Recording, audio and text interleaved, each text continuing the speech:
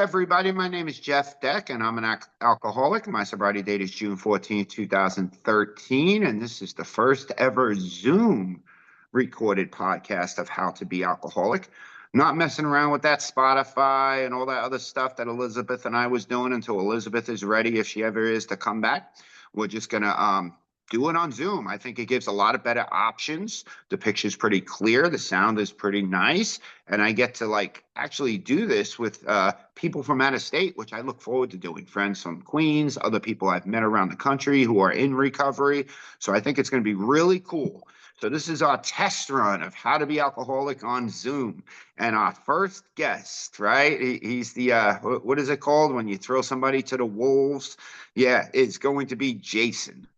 Hey everyone, I'm Jason. I'm an alcoholic. My sobriety date is August 8, 2018, and I have a sponsor which is present on this video with us now. Oh shit. And we'll talk about how I became your sponsor, because there was a great man behind that, right? And congratulations on just picking up 7. And hold on 1 second. Oh my God. Here it comes.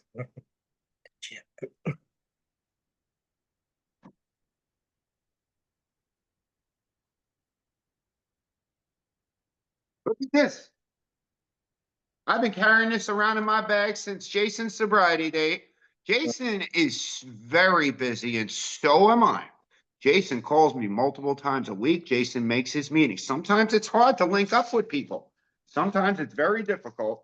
So why not I show you your coin, and then when I finally see you, I think you're coming out tomorrow night, I could give it to you. Either tomorrow or Tuesday night, right?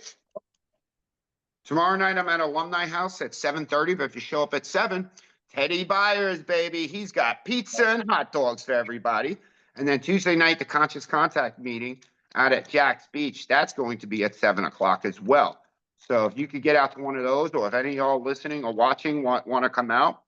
So this is, the back says, strength lies within, and the path ahead is lit by your courage. So that's what the back looks like, Jason. I love it. And the front says, one day at a time, 7. And it's got the wolf. That's nice. Yeah, it's in a case. Yeah, because you're a wolf. You're a wolf. So I look forward to giving it to you. I might not give you the bag it came in. I don't want to trigger no shit. Yeah. You know what I'm saying? A little dime bag right there. Shit. But 7 years, my brother. So August, tell me about the day before you got sober. What was going on? Where were you? What happened? So the day before I got sober, the day before August the 8th you're talking about, right? Yeah, August 7th. So August 7th, I was in the St. Croix County Jail in Hudson, Wisconsin for drunken disorder and destruction of property. Yep, I was laying there. Judge wouldn't let me out. He'd let me out 2 days before, and with a no contact thing. I was back in jail within 1 hour of him letting me out, and he told me unless I had a tie to the community or a place to go, he wasn't letting me go anywhere. And I found out about this place called Salvation Army in Minneapolis, Minnesota. And I didn't want to stay there. I just wanted a way out of jail, a ticket out of jail. But what I didn't know was what was going to unfold when I got to the Salvation Army. Yep, that's the story. What day did you? So you get locked up August 7th. And we introduce ourselves as alcoholics, but you're just like me, man. You're duly addicted. You take a drink, you call Pookie. You know what I'm talking about? We're garbage cans, dude. So you probably had everything plus in your system to begin with. So you get locked up, and the judge says, okay, I'll send you to Minnesota, Salvation Army. Yes, he did. So you get to Minnesota. How long were you in that Salvation Army? And when did everything start changing for you while you were there? How long did that take? Were you just done? Did you hit that bottom, or it took some convincing? What happened? Were you told if you leave Salvation Army, because it's not a lockdown facility, right? Yeah, it wasn't. No. So if you left, you would have been going to jail, correct? Yes, absolutely. Yeah. So when did things start changing for you? So it would be probably my 3rd month there. So in those first 3 months, I was calling mama, I was calling sister, brother, wanting a couch to come to.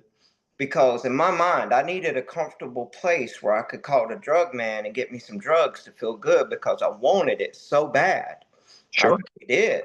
I needed it. And the change happened in that third month. There was a meeting being brought in there called Fourth Dimension. And, Mm, and I'm sitting in there and I'm listening to this and seeing these guys' stories. And I met this man, it's one of us. He owns a company that makes pillows. I'm not going to say his name, but he's from Minnesota. And he told his story. I heard his story and a couple other stories there. I went outside to smoke a cigarette right after that. And I'm out there cussing this program. Oh man, these people, they're a cult. I really did. I thought they were a cult or something like Jehovah's Witness, or I didn't know at the time, right? yeah. And something clicked inside of me. I remembered something one of them said in there, and I said, "Me too," for the first time. Silent Mm. myself, I said that. Light bulb went off. I started understanding the first three steps.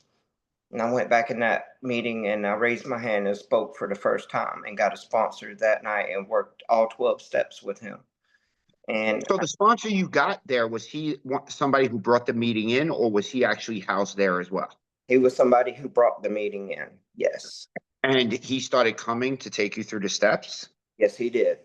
And how long were you in that particular Salvation Army? I stayed there for a year and 2 months. And you went through the 12 steps? I went through the 12 steps and two And sponsors. while you were there, were you allowed to leave at some point and get jobs? Oh, yeah, absolutely. For about 6 months of the stay, I was. Yes. And you were working and then coming back there? Every That's night. amazing. And Salvation Army, we've heard some great things, we've heard some bad things, depending on, just like anywhere, right? Depending on the state location. The one we have here is fantastic. Yes, It sounds like the one in Minnesota was absolutely excellent as well. absolutely. It was So amazing. you get through those 12 steps, and you felt like you were a changed man, that spiritual awakening as a result of the steps, right? First part of step 12 is having had a spiritual awakening as a result of the steps. You felt different. You felt good. But what I'm thinking is, you're in there for 12 months. What was your next move? You were ready to leave, or like it was time for you to go? Was there fear there? And where did you go? Okay, so when it was getting time for me to leave, I had 1 week to do something. So there was a good fear in me. I didn't want to go Mm, to my own place yet. I didn't want to stay in Minnesota. So I contacted the Salvation Army here in Jacksonville. Miss Young answered the phone. I never forget the lady's name. And she asked what I was on. And I told her nothing. I'd been sober for over a year. And she said, "Well, why do you want to come here?" I said, "Because if I don't get a bed there, I'm going to wind up using again." mm. And she says, "Can you be here tomorrow?" And I was there 29 hours later because it took a while on the bus to get to Jacksonville. And And you know what that makes me think of? The importance of aftercare, right? yeah, I mean, think about it. You were there for, you said 12 or 14 months? about 13, about 13. About 13 months, right? And even though you transferred over to a different Salvation Army, there was still aftercare there. Because think about it, we go to rehab, right? 30, Yeah. 60, 90 days. And I used to say this all the time when I did recovery coaching in Lakeview. When you walk out that doors and you graduate rehab, clean and sober for 30, 60, 90 days, there's no more cameras on us. Nope. There's no more BHAs, BHTs checking us in. There's no more accountability as living with a bunch of people who have the same thing that I got going on. So aftercare is so important. And if I don't feel like I'm ready, I better be prepared to do something about it. And what does aftercare look like, right? It looks like you transferring from one facility to the next. You could transfer when you're at a rehab, depending on your insurance, of course, or whatever, to another rehab to extend that stay somewhere else. You could do sober living. Where I work now, Cipriano and Johnson Counseling, IOP is an excellent, excellent idea, especially with the fact that there's virtual options, because we get out of rehab and it's like, okay, we're cured. I got this now. This is going to be easy now. But meanwhile, all those people, places, and things are still there. Yep. So, 2 days is more than 1, 4 is more than 2, 6 months is more than 3, a year is more than 6 months, 2 years is more than a year. If I'm continuing learning this stuff, my success rates are going to increase more. So you leave Minnesota the Salvation Army, and you go to the one on Beach Boulevard, correct? Absolutely. And how was that one compared to the one in Minnesota? Better, the same, you know? It was a lot smaller scale Okay. wise. It's the one in Minnesota. The one in Minnesota's Central Territory is huge, and so the difference was there was it was more intimate because we were closer there. It was Right. less space, and I got to meet an important person there, and that's Steve Carrera. He was the captain there at that time, and I couldn't understand why I was going to another treatment until I sat down with him. He says, "You're just trying to protect the investments that's been invested into you, and you know they're." Mm. And it started making sense. And I would sit down with him and work through some things. And, even though he was a preacher and preached the word of God and everything, he understood the steps too. And he was shining light on the path I was taking. And I actually took the time and let all my walls down and let him in my life. And he was a real good mentor to me. And that Salvation Army, I worked for them. I became a truck driver for them. I stayed there for over a year Mhm. as well. I went back and sponsored men afterwards and carried, While you were there, though, you drove the bus too to take people to meetings, correct? yes, I did. Okay, and we're in like 2019, 2020 now, I'm assuming. That's when you were there. And because you went from Salvation Army to another sober living house, you want to Yeah. tell us how that took place? How you So, found out about that, who you spoke to? yes. So, I was transporting the men to NA and AA meetings at the time. Mhm. And we would go to this place called the Java Club, and there was a meditation meeting there.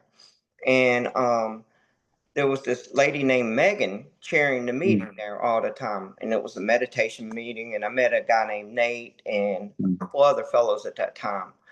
And I was getting towards the end of my stay at Salvation Army. I was coming up on a year, and I knew I needed to go somewhere else. So I had two options. I had a place I could go stay when I left Salvation Army, or I could further my journey in recovery.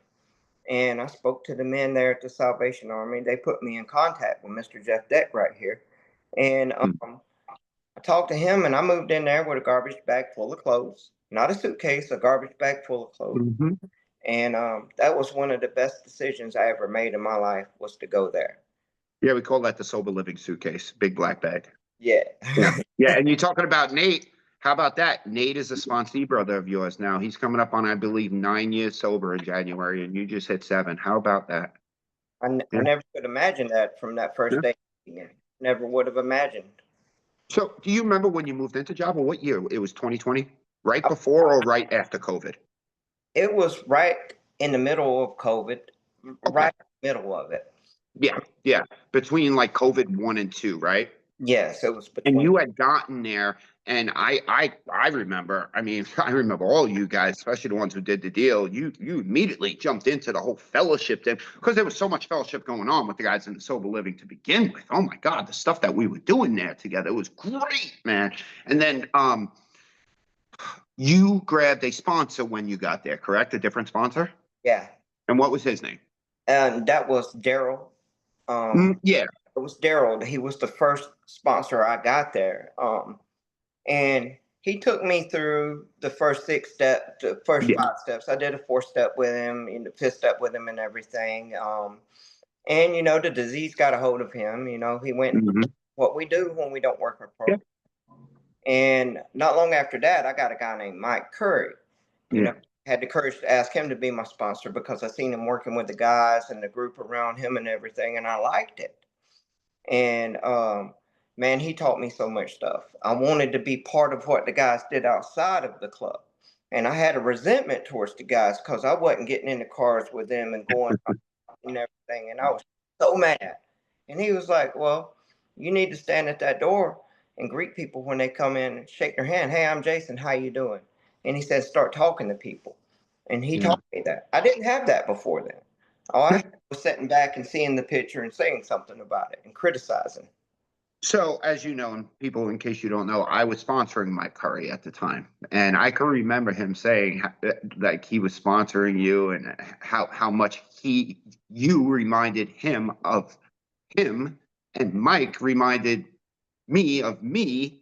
And now I always tell you, you remind me of me. I mean, that's the family tree, right? So Yep. now and Mike went everywhere, dude. Mike packed his car, packed his truck, and he went everywhere. You know, we go out to Yulee, Fernandina, Amelia, meeting before the meeting, going to eat afterwards. I mean, wow, did we all, and we all went together, like so many of us, guys and girls, you know? And so you're making progress, you're making progress. Did he pass while you were living there or after you moved out? He passed while I was still living there. Okay, do you want to talk about that whole situation as far as the sponsor switch and what you went through while your sponsor passed away? You know, in case y'all don't know, Mike passed away of COVID too, the second round. So go ahead. So the day I got the news, I was at Java Club and his whole face was red. I never forget Kirk. His whole face was red, and I could tell something happened to him or somebody close he loved. And he was shaking, and he had to talk to me. And he said, man, Mike's gone." And I said, "No, I just talked to him 2 days ago on the telephone. He's fine in the hospital, talking, saying he's going to be okay." And he said, "No, man, he didn't make it." I honestly, for the first time in my life, did not believe somebody that was telling me information like that. Yeah. Couldn't believe it. Then two other people told me. So a week goes by. I didn't want to just pick anybody for a sponsor and everything. And I'm at the picnic table by the front door of the Java Club, and Jeff comes up to me, says, "Do you got a sponsor?" I was like, "No." He says, "Well, you do now." And he's been my sponsor ever since then. And we've I worked. know that's what Mike wanted me to do, you know, and I found out while I was fishing, and God, I just sat down, and you know what's funny? I caught a fish like a minute later. Yeah. I'll never forget it. I released the fish too when I could have kept it. I'll never forget that. Yeah. You know, and I know that you and I went through those 12 steps again. And that's what I love about Jason, y'all. Jason constantly goes through the steps. I mean, you don't know it. I mean, we're recording this right now on a Sunday night. It's like 5:30. We were on Zoom for about an hour from like, I think it was, what was it, 2:30 to 3:30, something like that, going over step work. It doesn't matter if Jason's 7 years old, he wants to do step work. This doesn't end. We don't No. graduate. Things pop up. Yeah, you know, as we get more experience, we could step 10 a lot of stuff, but we still want to talk it out. We still want to talk it out, you know? So, Jason, you get through that situation. It's time to move out. You find yourself a place. You're working. Oh, wait, before we even get there, you want to talk about what happened to you where in sobriety you kind of got put somewhere? Oh yeah. So I was This is great. 3 years, going on 3 years clean at the time, sober. And I worked for a place called Budget Office Interiors. I love that place. Good people. Great people. Shout out Chris O'Mell. Love you, dude. Yep, love you guys. And they sent me out to Morgan and Morgan in Georgia to do some office work up there. And I was coming back in the truck. Of course, it's got air brakes, but you here in the state of Florida, you ain't got to have a CDL for those particular trucks. It's a little different in Georgia. I was going through the weigh station. He pulled me over to what's called the chicken coop, where they inspect the truck and everything for problems. And he took my license. He says, "Why don't you got a CDL?" Well, I naturally told him in Florida we don't have to have them. He confirmed that we don't. But the problem was when he come back down and he gave me my license back, he says, "Jason," he says, "there's some people that want to talk to you." And for the first time in my life, I said something funny. I said, "Who, Minnesota?" And he said, "What do you do in Minnesota?" And I said, "Oh, nothing." And so I got extradited to Rome, Georgia. But here's the important part of this whole story right here. Working these 12 steps, Alcoholics Anonymous, sponsoring other people, doing the right thing. I had so much peace in jail. I mean, it was actually like a vacation for me, to tell you. And I'm sitting in here seeing broken people in there using drugs coming in there. And I'm sitting here getting very intimate with them in their hearts about how this changes our lives and there's hope for us and everything. Seeing grown men cry, holding their hands, saying a serenity prayer with them and the Lord's Prayer with them and everything. And then watching these men writing letters to their family and everything, talking about getting help when they get out of that. That's hope. That's hope. And, when I got to Rome, Georgia, God put people in my life for a reason, some important people. And a phone call got made to the judge. Jeff and everybody wrote letters, but it was a phone call got made to the judge in Rome, Georgia. And I didn't know about this till afterwards. I couldn't understand why the state attorney stood up and acted like he was my lawyer defending me to the judge. That was my lawyer's job, but he stood up and done it himself. And I thought I was trying to get a bond. The state attorney turned around and said, "No, Mr. Pinnell, you're going to leave here today a free man." And that's exactly what happened. And how long were you in there? I was in there for 2 weeks. Yeah, because I can remember talking to your mom or your sister or something, and then like I think I actually spoke to you on the phone. You were like, "I'm okay. Yeah. It's okay." Yeah. I was like, "Oh shit, you're better than me." I did 2 days in 2002. I couldn't hack it on a bologna sandwich, my brother. You way better than me. And then there was one more amazing thing that happened out of all this. That wasn't just it. Me and Jeff went through the steps. My step 8, I had my brother Tony Weaver's name on there. And my mom and sister was going to come pick me up or give me money for a motel. Well, there was no way to get money to me. My mom made a phone call to my brother just to ask him if he'd come get me. He did. And I never forget that conversation in the car with him when I made that direct amends to him. And he looks at me and he said, "That stuff's in the past." He says, "You don't worry about any of that anymore. You just keep doing what you're doing." He says, "You're a totally different person now." That week I spent with him, we done everything side by side. Got up on a roof together up there laughing and just having fun. And I almost didn't want to leave. Yeah. So amazing. I almost didn't want to leave, but I knew I had to come back.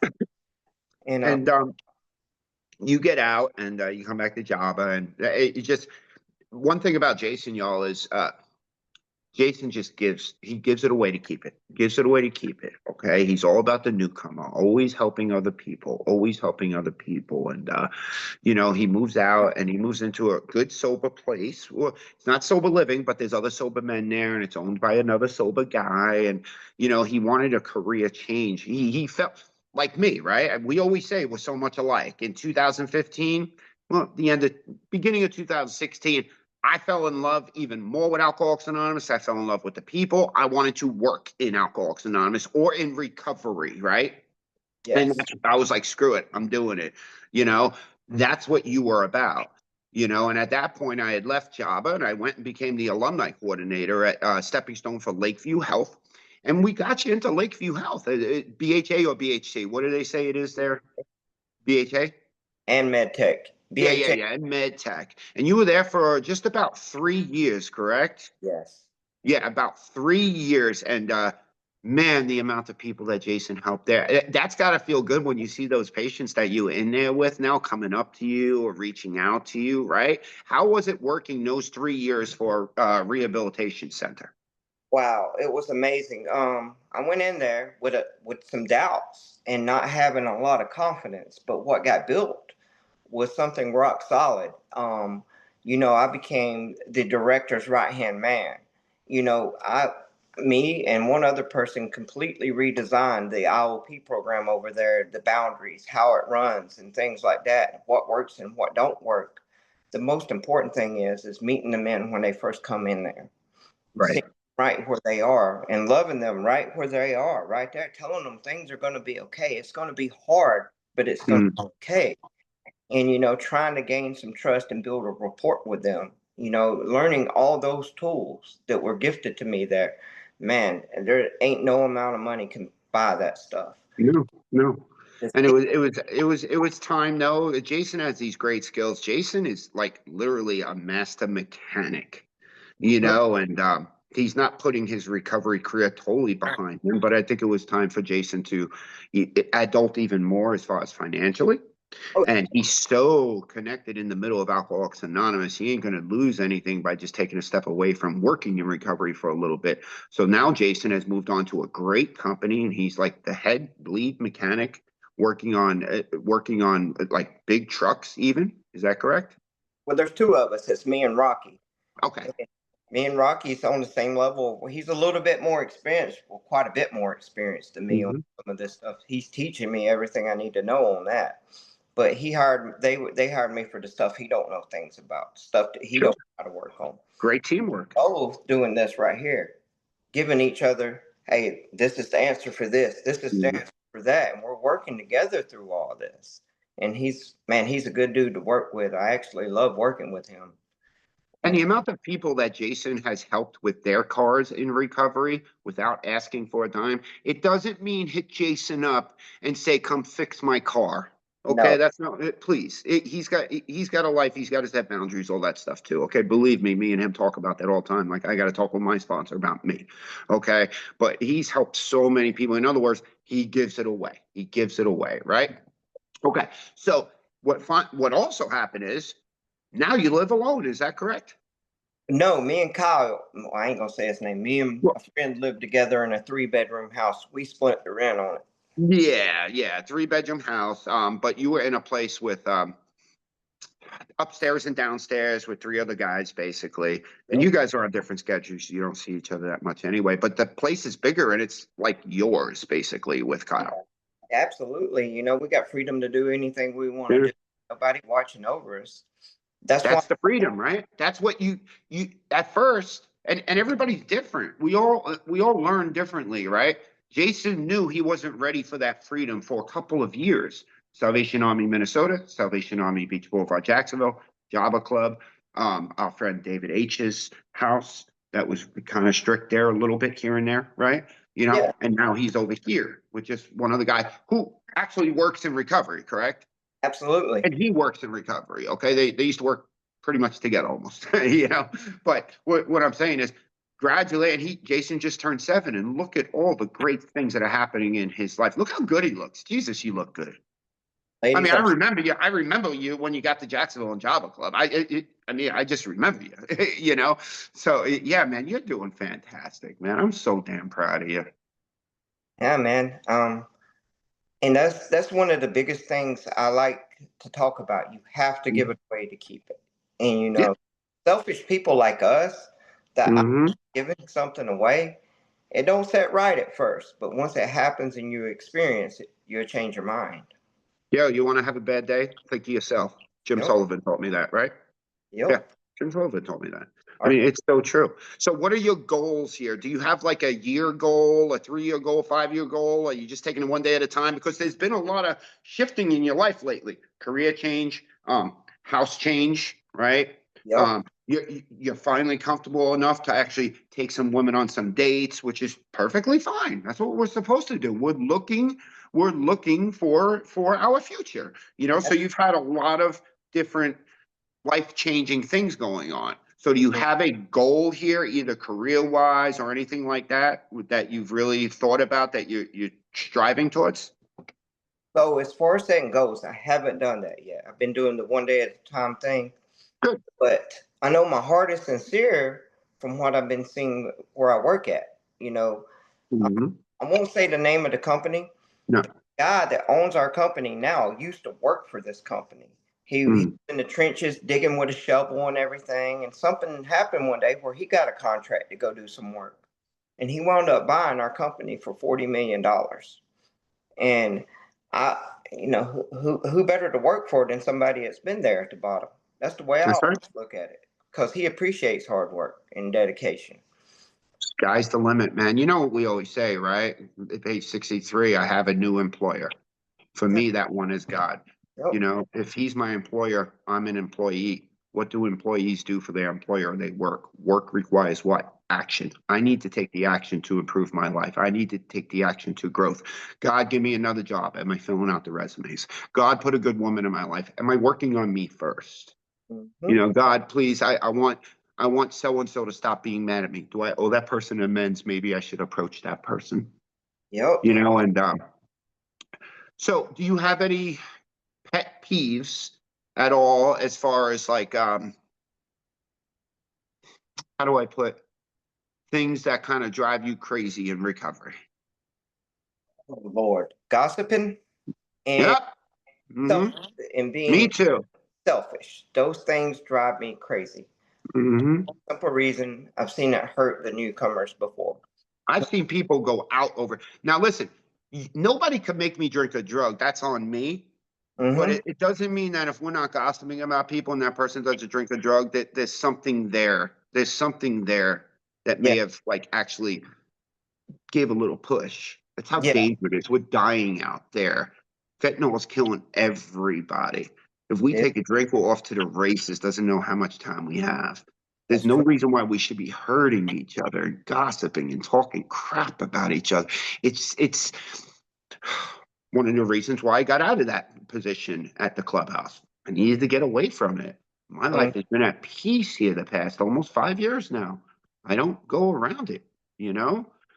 But it doesn't mean that it doesn't hurt if somebody's gossiping about me. But that's why I have a sponsor. And Mm-hmm. that's why we have the bottom of what pages, Jason? 66 and 2 paragraphs in 67. That's right, my brother. Yeah. Yep. Yeah. Well, and I can say that's worked for me today, and that's what Mhm. my phone call was about today with Yeah. Jeff, was what was Mhm. keeping me alive. And that's why it's important to have a network and to call your sponsor, because without it, the odds are out there for you. That's just the whole truth of the whole matter. Give me, before we end this, give me 3 things that newcomer comes into the meeting, raises his hand, says, "Hey, I'm new." You go up to that newcomer after the meeting. What 3 things are you going to tell that newcomer? I'm gonna tell him he's okay. He's in the right place. I'm gonna tell Mhm. him a little bit about me, and uh, I'm gonna also give him my phone number and try to Oh, sponsor him. yeah, That's 3 things I do. I don't yeah, know about yeah, everybody else. yeah. And Jason, you see what he said second? I'm going to tell him about me. Mm-hmm. That's right. Yep. Because that person needs to know that we're the same. Yep. We're no different than each other. Black, white, blue, yellow, green, Catholic, Christian, Muslim, man, woman, men with men, women with women. But old, young, doesn't matter if you're unemployed or a millionaire. If you got what I got, we all in this together, my brother. And I'm so glad you're in this with me, man. Thank you for coming on and doing this. Fingers crossed that everything works out when I go over here and I try to edit and record, like figure out the recording thing. I can't thank you enough for being in my life, and thank you for keeping me sober today, man. I love you. Love you too. Thank you for being my sponsor, brother. Yeah. Okay, hang on for a second. I'm going to end the recording.